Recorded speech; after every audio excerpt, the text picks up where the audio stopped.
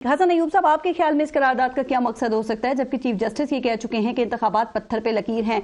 कोई tester Wester तो नहीं था? ये टेस्टर था, लेकिन टेस्टर लगाया चेयरमैन सेनेट सादिक संजरानी साहब ने। जितने उनके लाइक माइंडेड उनका पूरा ग्रुप है सेनेटर्स का, तमाम के तमाम वही लोग हैं जिन्होंने ये सब काम किया। ये वारदात पता था कि कौन क्या क्या बोलेगा, उन्होंने सबको खुल के बोलने का मौका पहले से सारी मंसूबाबंदी बनी है। चेयरमैन सेनेट के अपने ऑफिस के अंदर उनके जो सेक्रेटेरिएट है उसमें शामिल था। इन्होंने जो टाइम रखा, तकरीबन इनका एजेंडा मुकम्मल हो चुका था। उसके बाद इन्होंने वैसे फ्राइडे पीरियड्स के बाद चेयरमैन सेनेट के जो ऑफिस है उसके अंदर आप अलाउ होते हैं, जर्नलिस्ट जाते हैं, मुलाकात करते हैं, बैठते हैं, खाते पीते हैं। लेकिन आज नहीं आज तो उन्होंने मना किया हुआ था। अच्छा। कि आप वहां पर आ नहीं सकते। और सेकंड ये था कि ऑलरेडी यानी वही सेनेटर्स जो हैं, वो जो उनका अपना ग्रुप है वही आता है ईवान के अंदर, और बाकी जो लीडर ऑफ द हाउस हैं वो जा चुके होते हैं। जो बाकी जब आपकी 25 या 30 की स्ट्रेंथ थी उस टाइम ये करारदाद क्यों नहीं पेश की गई? हाँ। और ये करारदाद जो एजेंडे में पहले से शामिल की जाती है चीजें, ये शामिल भी नहीं थी। इसको तो वैसे जेब से निकाल के जनाब पेश कर दिया गया। करारदाद दिलावर खान ने पेश किया, आपको पता है, वो नून लीग के सेनेटर थे, फिर वो पार्टी पॉलिसी से डेविएट हो गए, लेकिन पता है उनके बारे में तासुर ये कि वो ताकतवर हलकों के नुमाइंदे हैं। वो बेसिकली तो ऐसा तो नहीं है हसन अयूब साहब के रावी भी नहीं चाहता कि इलेक्शन वक्त में हो या इलेक्शंस हो। बहरमंद तंगी या दिलावर या जो भी हैं, ये सादिक संजरानी साहब के पॉकेट में है सब लोग, या सादिक संजरानी साहब इनके पॉकेट में है। तंगी भी मैं बता रहा हूँ आपको, मैं बता रहा हूँ। अच्छा। ये बड़े करीबी लोग हैं और ये इनकी ग्रुपिंग हुई होती है ना। एक देखिए, इवन शिबली फराज भी, अगर सुनना चाहें तो सच है, शिबली फराज साहब का भी बहुत जा रहा है उनके साथ। तो बेसिकली ये चीजें इस तरह चल रही होती हैं जो कि विद इन आपकी अपनी अलाइनमेंट होती है। जो पार्टी लाइन से हटकर अपनी पर्सनल जो ताल्लुकात होते हैं, उन ताल्लुकात की बेस के ऊपर ये अलाइनमेंट्स होती है और एक दूसरे के मफादात का तहफ़्फ़ुज़ होता है। अब सादिक संजरानी साहब का तो टर्म जो है वो मार्च में खत्म हो रही है। अब 2 महीने के हवाले से उन्होंने गवर्नमेंट को नोटिस भी कर दिया है कि जी आप इस पर इंप्लीमेंटेशन करके जवाब दें। अब इंतखाबात, इलेक्शन भी लड़ना चाह रहे हैं। अब इलेक्शन जब लड़ना चाह रहे हैं, बाप पार्टी से लड़ेंगे। वोट बैंक उन्होंने पहले तो इलेक्शन को कंटेस्ट किया भी नहीं है। वो जिस तरह सेनेटर बने और सेनेटर के बाद चेयरमैन सेनेट 2 मरतबा बने, वो तो आपके सामने है। तो अब एक चीज सबसे अहम बात ये है कि जो इंतखाबात 8 फरवरी को होने हैं, उसकी सेहत के ऊपर इस रेजोल्यूशन का कोई इफेक्ट नहीं आना, कोई इम्पैक्ट नहीं आना। ये जो कुछ यानी अपना मार्च में चेयरमैन सेनेट तो ये रहेंगे नहीं, ठीक, तो ये उससे पहले खुद रेलेवेंट होने की कोशिश कर रहे हैं। और अगर आप रावी की बात करिए तो रावी मैं खुद हूँ। हाँ, अगर आप एस्टैब्लिशमेंट की बात करिए तो खुद भी पूछे। अगर आप एस्टैब्लिशमेंट का पूछना चाहती है तो पूछिए, ये तासुर खत्म होना चाहिए। एक तीर से 2 शिकार भी हो जाते हैं कहीं कहीं। देखिए, मैं इस दुनिया का आदमी हूँ, मेरी राब्ता जो है वो अजहर सदीक साहब से भी है, मेरा राब्ता जो है खुरम हमीद रोकड़ी साहब से भी है। आपकी आप ही रावी, कोई मजबूरी नहीं है, कोई मजबूरी नहीं है। इम्पैक्ट क्या होगा? आपने शुरू में कहा कि हाँ टेस्टर हो सकता है, इसका इम्पैक्ट क्या होगा? इम्पैक्ट ये है कि जितना बैकलैश आ चुका है, मेरे ख्याल से अब आगे प्रोसीड नहीं किया जाएगा और सुप्रीम कोर्ट इस मैटर का नोटिस नहीं लेगी। अच्छा। उसकी वजह ये है कि जो ईवान है, ईवान के अंदर जो भी उसका काम होता है वो बेसिकली खुद मुख्तार है, सुप्रीम कोर्ट के दायरे इख्तियार में नहीं आता। लेकिन इलेक्शन कमीशन ने फैसला किया है सुप्रीम कोर्ट जाने का। इलेक्शन कमीशन भी आईनी इदारा है, जो मर्जी करे, लेकिन उसका इम्पैक्ट कोई नहीं है। यानी इन सेनेटर्स को अकाउंटेबल नहीं ठहराया जा सकता। हसन अयूब साहब, आप अक्सर ट्वीट्स कर रहे हैं आजकल, ना अहल इमरान खान, आपने अजहर सिद्दीक साहब का जरा कॉन्फिडेंस देखा? वो किस एतमाद से कह रहे हैं कि इमरान खान 15 जनवरी को जेल से बाहर आ जाएंगे? चले मुबारक हो उनको। फिर नहीं, आपको क्या लगता है बाहर आ जाएंगे या लंबा अरसा जेल में ही रहेंगे इमरान खान? 15 जनवरी 2000 कौन सा है जी? 26 नहीं, 24 में तो वो पॉसिबल नहीं है। 26 तक शायद मैं सोच सकता हूँ। 26 रात 7 बजे से पहले, अच्छा चले, वो तो अपनी बात, चले वो वक्त डॉक्यूमेंट है, प्रोग्राम सामने आ जाएगा। देखिए, लेकिन अगर बाहर आ गए तो फिर रावी से शिकवा तो बनता है ना? जी, मुझसे शिकवा आप कीजिएगा, मैं आपसे माजरत करूंगा, ऑनियर माजरत करूंगा। रावी तो चैन लिख रहा है, तो ये बल्ले को चैन नसीब क्यों नहीं? बल्ला तो चैन मिलेगा नहीं, लेकिन बात ये है कि आप ये समझें कि इमरान खान के ना आने की वजह क्या है। बल्कि नाम उनका असली लेना चाहिए। मुझे वो नईम हैदर कहते हैं कि आप उनका पूरा नाम नहीं लेते, तो उनका नाम है इमरान अहमद न्याजी। खान तो अपने पास से हमने खुद लगाया हुआ ना, वो तो टाइटल है। तो इमरान अहमद न्याजी साहब जो हैं वो 6 मई को करते हैं चक्री में मीटिंग। उस मीटिंग में ये फैसला होता है जी, लीडरशिप बैठी होती है कि जी अगर उनको गिरफ्तार किया गया तो फिर इनकी जमात मार्च करेगी टूवर्ड्स GHQ। ठीक।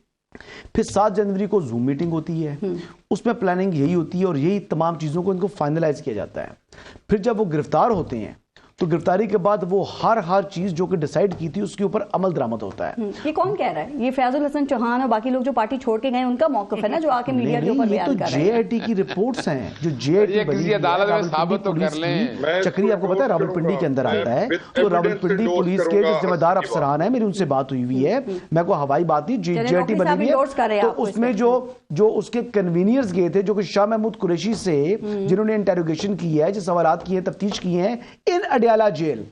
Shah Mahmood Qureshi is not innocent, वो भी इन्वॉल्व है 9 मई के अंदर, और ये समझ रहे हैं कि शायद को मजाक है कि रास्ते पाकिस्तान के ऊपर हमला कर लिया, जीएचक्यू के ऊपर, मियां बाली बेस के ऊपर, फिर आप जो है कोर कमांडर हाउस को जला रहे हैं, तो आप समझ रहे हैं कि आपको जनाब गले में हार पहनाकर बाहर निकालेंगे जेल से, सवाल ही पैदा नहीं होता। क्या आप ये समझते हैं कि इस वक्त पाकिस्तान तहरीक इंसाफ के रास्ते में जो रुकावटें इलेक्शन के हवाले से आ रही हैं वो 9 मई के वाकयात की वजह से कागजात नामजदगी मुस्तरद हो रहे हैं और ये इलेक्शन नहीं लड़ पा रहे? जो रुकावटें, जो लोग 9 मई में मुलव्वस हैं तहरीक इंसाफ, अगर तो ये उनको डिसओन कर देते जी, अगर ये उनको डिसओन करते और उनसे लाताल्लुक होकर तो अपनी जो सीबीएम्स कर लेते विद एस्टैब्लिशमेंट और जो बाकी रियासती इदारे हैं उनसे, वो तो उन्होंने किया नहीं। अब इन्होंने क्या किया कि कहते हैं वो लोग 9 मई वाले हमारे हैं भी और नहीं भी, कभी उनको टिकट इशू करते हैं, कभी कहते हैं सनम जावेद हमारी है, कभी कहते हैं यास्मीन राशिद हमारी है, कभी कहते हैं जो हसन न्याजी। ठीक, इसमें मैं आप इसे बात करें, इसमें आप क्योंकि बड़ी अच्छी बात कर रहे हैं तो जरा हमें ये भी समझाएं कि इसमें रॉकेट साइंस क्या है, कि वही लोग जो 9 मई के वाकयात में इन्वॉल्व थे, जब वो आईपीपी जमात के अंदर चले जाते हैं तो उनके कागजात नामजदगी भी मुस्तरद मंजूर हो जाते हैं और वो इलेक्शन लड़ने के लिए भी अहल हो जाते हैं। क्यों? फरूख हबीब के कागजात नामजदगी मंजूर नहीं हो गए हैं। फरूख हबीब जो है उनके ऊपर 9 मई के वाकयात में मुलव्वस होने का इल्जाम है।